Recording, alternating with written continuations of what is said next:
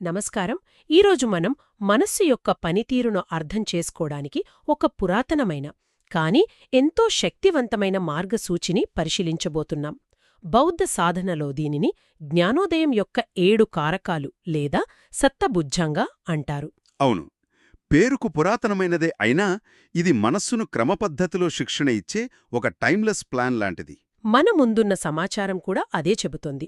ముఖ్యంగా 2 రకాల ధ్యాన పద్ధతులు ఉన్నాయి కదా, అంటే ఏకాగ్రతను పెంచే సమాధి భావన మరియు వాస్తవికతను గ్రహించే విపశ్యన. ఈ రెండింటిలో ఈ కారకాలు ఎలా పనిచేస్తాయో చూద్దాం. తప్పకుండా. మన ఉద్దేశం చెదిరిన మనస్సు నుండి సంపూర్ణ సమతుల్య స్థితికి చేరే ఈ ప్రయాణాన్ని విశ్లేషించడం. అయితే మొదటి అడుగుతోనే మొదలు పెడదాం. అసలీ ప్రయాణం ఎక్కడ మొదలవుతుంది? అది ఒక చాలా ముఖ్యమైన ప్రశ్న. ఈ ప్రయాణం మొదలయ్యేది మనందరికీ తెలిసిన ఒక అనుభవంతోనే. అదే మనస్సు యొక్క చంచలత్వం. అది నిరంతరం గతం గురించిన ఆలోచనల్లోకో భవిష్యత్తు గురించిన ప్రణాళికల్లోకో అలా జారిపోతూ ఉంటుంది. అవును, దాన్ని ఒకచోట నిలపడమెలా? ఇక్కడే మొదటి కారకం స్మృతి లేదా సతి రంగంలోకొస్తుంది. దీనిని తరచుగా మనస్సు యొక్క యాంకర్ లేదా లంగరుతో పోలుస్తారు. లంగరు, ఆ పోలిక బాగుంది. తుఫానులో ఉన్న పడవను ఒకచోట నిలపడానికి లంగరు ఎలా ఉపయోగపడుతుందో, ఆలోచనల తుఫానులో చిప్పుకున్న మనస్సును ప్రస్తుత క్షణంలో నిలబడడానికి స్మృతి అలాగే పనిచేస్తుందన్నమాట. సరిగ్గా అదే. అయితే ఈ స్మృతి అనేది 2 వేర్వేరు ధ్యాన పద్ధతులలో ఎలా పనిచేస్తుంది? అంటే ఏకాగ్రత ధ్యానంలో, విపశ్యనలో దాని పాత్రలో ఏమైనా తేడా ఉంటుందా? తప్పకుండా ఉంటుంది. కాని మూలసూత్రం ఒకటే. ఏకాగ్రత ధ్యానం అంటే సమాధి భావనలో ఒక భిక్షువు లేదా సాధకుడు మనస్సును ఒకే వస్తువుపై కేంద్రీకరించడానికి ప్రయత్నిస్తాడు. ఉదాహరణకు శ్వాస మీద. అవును, శ్వాస మీద లేదా శరీరంలోని ఒక భాగం మీద. మనస్సు అక్కడి నుండి పక్కకు వెళ్లిన ప్రతిసారీ స్మృతి ఒక నమ్మకమైన స్నేహితుడిలా దాని సున్నితంగా వెనక్కి తీసుకువస్తుంది. హేయ్, మనమిక్కడుండాలి అని గుర్తుచేస్తుందన్నమాట. దాని లక్ష్యం మనస్సును ఒకే బిందువు వద్ద స్థిరపరచడం. అక్కడ కూడా ఒకే వస్తువు మీద దృష్టి పెడతామా? విపశ్యనలో లక్ష్యం కొద్దిగా భిన్నంగా ఉంటుంది. అక్కడ మన మనస్సులోకి వచ్చిపోయే అనుభవాల ప్రవాహాన్ని గమనిస్తాం. ఇక్కడ స్కంధాలు అనే పదాన్ని వాడతారు. అంటే మన అనుభవాన్ని నిర్మించే 5 భాగాలు: రూపం, భావనలు, గ్రహణశక్తి, మానసిక నిర్మాణాలు మరియు చైతన్యం. ప్రాథమికంగా నేను అని మనం అనుకునే ప్రతిదీ ఈ 5 కలయికే. అవును. విపశ్యనలో స్మృతి అనేది ఈ వచ్చిపోయే ఆలోచనలను, భావనలను అవి పుట్టినప్పుడే గమనించేలా చేస్తుంది. మనస్సు వాటిలో కొట్టుకోకుండా కేవలం సాక్షిగా ఉండేలా చూస్తుంది. అంటే ఒకటి మనస్సును నిలపితే మరొకటి ప్రవహించే నదిని ఒడ్డున నిలబడి చూసేలా చేస్తుంది. సరిగ్గా. రెండింటికీ స్మృతియే ఆధారం. సరే, మనస్సును స్మృతి అనే లంగరుతో నిలబెట్టాం. కాని అక్కడ దాన్ని వదిలేస్తే సరిపోదు కదా, దాన్ని ఏం చేయాలో కూడా తెలియాలి. కేవలం మనస్సునొక చోట నిలపడం వల్ల ప్రయోజనమేమిటి? అక్కడే బహుశా ఈ 2వ కారకం ధర్మ విచారణ ద్వేరులోకి వస్తుంది అనుకుంటా. ఖచ్చితంగా. 2వ కారకం ధమ్మ విచయ లేదా ధర్మ విచారణ. ఇది జ్ఞానానికి సంబంధించినది. స్మృతి మనస్సును ఒక్కచోట నిలపితే, విచారణ ఆ నిలిపిన వస్తువును లేదా అనుభవాన్ని పరిశీలిస్తుంది. పరిశీలిస్తుందా? అవును. ఇది ఏమిటి, దీని స్వభావమేమిటి అని ప్రశ్నించుకుంటుంది. ఇది ఒక రకమైన పరిశోధనాత్మకమైన ఆసక్తి. అంటే గుడ్డిగా గమనించడం కాదన్మాట, ఒక శాస్త్రవేత్తలా సూక్ష్మంగా పరిశీలించడం. ఉదాహరణకు సమాధి భావనలో శరీర భాగాలను గమనిస్తుంటే, ఇది కేవలం ఇది కాలు, ఇది చెయ్యి అని అనుకోవడం కాకుండా వాటిలోని కఠినత్వం, ఉష్ణోగ్రత వంటి లక్షణాలను విశ్లేషించడం లాంటిదా? సరిగ్గాదే. విపశ్యనలో అయితే ఇది మరింత లోతుగా వెళ్తుంది. ఒక భావన పుట్టినప్పుడు ఈ భావన ఎక్కడ పుట్టింది, ఇది శాశ్వతమా, ఇది నిజంగా నాది అని విశ్లేషించడం. ఈ విచారణ వల్ల విషయాల యొక్క నిజ స్వరూపం, అంటే వాటి అనిత్య, దుఃఖ, అనాత్మ లక్షణాలు బయటపడతాయి. ఇది మనసులో స్పష్టతను పెంచుతుంది. మొదలుపెట్టినప్పుడు బద్ధకం, నిరుత్సాహం వంటివి చాలా సహజం. వాటిని ఎలా అధిగమించాలి? జ్ఞానముండటం ఒక విషయం, కాని సాధనను కొనసాగించడానికి అవసరమైన ఆ డ్రైవ్, ఆ శక్తి ఎక్కడ్నుండి వస్తుంది? ఇక్కడే 3వ కారకం వస్తుందా? అవును. 3వ కారకం విర్య, అంటే శక్తి, పట్టుదల లేదా ఉత్సాహం. ఇది బద్ధకానికి విరుగుడు. చూడండి, ధ్యానమంటే నిష్క్రియంగా కూర్చోవడం కాదు. అది ఒక చురుకైన ప్రక్రియ. మనస్సు పక్కకు వెళ్ళినప్పుడు దాన్ని మళ్లీ తీసుకురావడానికి, మందకొడితనం ఆవహించినప్పుడు దాన్ని తట్టిలేపడానికి ఈ విరియ అనే శక్తి అవసరం. అంటే మీరు చెప్పేది ధర్మ విచారణ మరియు వీర్య ఈ రెండూ కలిసే పనిచేస్తాయన్నమాట. ఒకటి దారి చూపిస్తే మరొకటి ఆ దారిలో నడవడానికి బలాన్నిస్తుంది. అద్భుతమైన పోలిక. జ్ఞానమనేది ఇంజినైతే పట్టుదల దానికి కావలసిన పెట్రోల్ లాంటిది.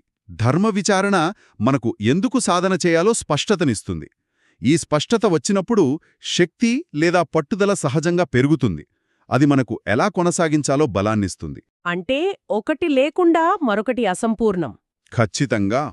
కేవలం శక్తి ఉండి జ్ఞానం లేకపోతే అది గుడ్డి ప్రయత్నమవుతుంది. కేవలం జ్ఞానముండి శక్తి లేకపోతే అది కేవలం సిద్ధాంతంగా మిగిలిపోతుంది. ఈ మొదటి 3 కారకాలు స్మృతి, విచారణ మరియు శక్తి ఇవి సాధనకు పునాదులు వేసి ముందుకు నడిపించే శక్తులనిపిస్తున్నాయి. ఇవి చాలా వరకు ప్రయత్నంతో కూడుకున్నవి. మరి సాధన ఎప్పుడూ ఇంత కష్టంగానే ఉంటుందా? లేక ఈ ప్రయత్నం వల్ల ఏమైనా ఆహ్లాదకరమైన అనుభవాలు కూడా కలుగుతాయా? చాలా మంచి పాయింట్. ఇక్కడే మనం 4వ కారకమైన పీతి లేదా ఆనందం గురించి మాట్లాడుకోవాలి. సాధనలో మనస్సు క్రమంగా ఇంద్రియ సుఖాల నుండి, బయట ప్రపంచం నుండి దూరమై తనలో తాను స్థిరపడినప్పుడు ఒక రకమైన సూక్ష్మమైన ఆనందం, ఉత్సాహం ఉదయిస్తాయి. ఇది లౌకిక ఆనందం లాంటిది కాదంటారా? కాదు, ఇదొక రకమైన రివార్డ్ సిగ్నల్. సాధన సరైన మార్గంలో వెళ్తోందని మనస్సుకు చెప్పే ఒక అంతర్గత ప్రోత్సాహం, ఇంధనం లాంటిది. ఈ అనుభవం కలిగినప్పుడు సాధకుడికి సాధనపై మరింత శ్రద్ధ, నమ్మకం కలుగుతాయి. ఆసక్తికరంగా ఉంది. అంటే ఇది ఒక పాజిటివ్ ఫీడ్బ్యాక్ లూప్ లాంటిదన్నమాట. సరైన ప్రయత్నం ఆనందాన్నిస్తుంది, ఆ ఆనందం మరింత ప్రయత్నానికి ప్రేరణనిస్తుంది. దీని తర్వాత వెంటనే 5వ కారకం ప్రశాంతత వస్తుందని మన సమాచారం చెప్తోంది. మరి ఆనందానికి ప్రశాంతతకు తేడా ఏమిటి? పీతి అనేది కొంచెం ఉత్సాహంతో, ఉత్తేజంతో కూడుకున్న ఆనందం. ఒక కొత్త విషయం నేర్చుకున్నప్పుడు కలిగే ఉత్సాహం లాంటిది. కాని పస్సద్ధి లేదా ప్రశాంతత అనేది దాని తర్వాతి దశ. ఇది శరీరం మరియు మనస్సు రెండింటిలోనూ ఏర్పడే నిశ్చలత, తేలికతనం.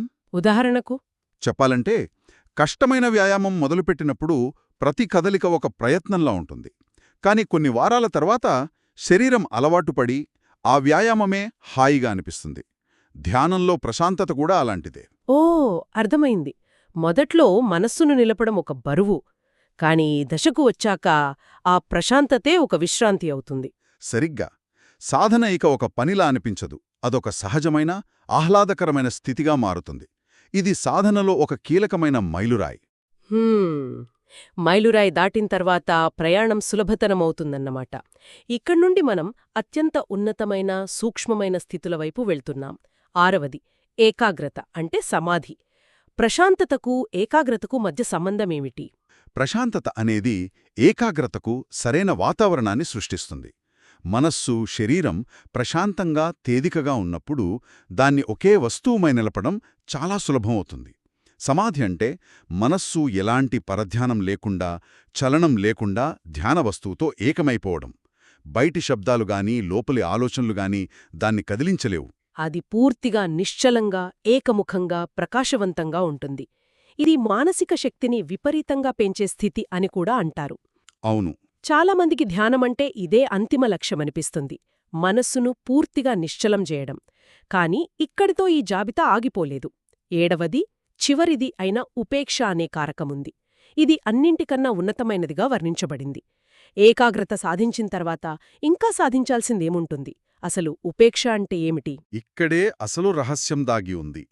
ఉపేక్ష అనే పదాన్ని చాలామంది ఉదాసీనతగానో లేదా ఏమీ పట్టనట్టు ఉండటంగానో పొరబడతారు. కాని బౌద్ధ మనోవిజ్ఞానంలో ఉపేక్ష అంటే అది కాదు. అది ఒక అత్యంత నైపుణ్యంతో కూడిన మానసిక సమతుల్య స్థితి. ఇది అంతకుముందు మనం చర్చించుకున్న 2 శక్తుల మధ్య, అంటే శక్తి, విరియ మరియు ఏకాగ్రత, సమాధి మధ్య సంపూర్ణ సమతుల్యతను సాధించడం. శక్తి మరియు ఏకాగ్రతల మధ్య సమతుల్యత, అది కొంచెం వివరిస్తారా? అవి 2 వ్యతిరేక శక్తులా? ఒక రకంగా అవును. చూడండి, సాధనలో శక్తి అంటే విరియ మరీ ఎక్కువగా ఉంటే మనస్సులో ఆందోళన, చంచలత్వం కలుగుతాయి. సాధకుడు అతిగా ప్రయత్నించి అలసిపోతాడు. నిజమే. అదే సమయంలో ఏకాగ్రత అంటే సమాధి మరీ ఎక్కువగా ఉంటే మనస్సు మందకుడిగా, నిద్రమత్తుగా, జడంగా మారుతుంది. ఈ రెండు తీవ్రతలు సాధనకు ఆటంకాలే. ఓకే. ఉపేక్ష అనేది ఈ రెండు తీవ్రతల మధ్య ఖచ్చితమైన సమన్వయాన్ని సాధించడం. అది ఒక నైపుణ్యం కలిగిన డ్రైవర్ యాక్సిలరేటర్ మరియు బ్రేక్లను అవసరానికి తగ్గట్టు ఉపయోగించడం లాంటిది. సైకిల్ తొక్కడం నేర్చుకున్న కొత్తలో హ్యాండిల్ను గట్టిగా పట్టుకుంటాం, పడిపోతామేమోనని భయంతో అటూ ఇటూ ఊపుతాం. కాని నైపుణ్యం వచ్చాక ఎలాంటి ప్రత్యేక ప్రయత్నం లేకుండానే బ్యాలెన్స్ చేస్తాం కదా, అలాగన్మాట. ఖచ్చితంగా అదే పోలిక. ఉపేక్ష స్థితిలో ధ్యానం ఎలాంటి ప్రత్యేక ప్రయత్నం లేకుండా దానంతటదే ముందుకు సాగుతుంది. మనస్సు మరీ ఉత్తేజితంగా ఉండదు, మరీ మందకుడిగా ఉండదు.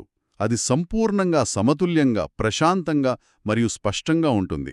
ఈ స్థితిలోనే విషయాల యొక్క అంతిమ స్వభావాన్ని చూడగల జ్ఞానం ఉదయిస్తుంది. అందుకే దీనిని అన్నింటికన్నా ఉన్నతమైనదిగా పరిగణిస్తారు. అవును, అది నిష్క్రియాత్మక స్థితి కాదు, అత్యంత చురుకైన, సమతుల్యమైన స్థితి.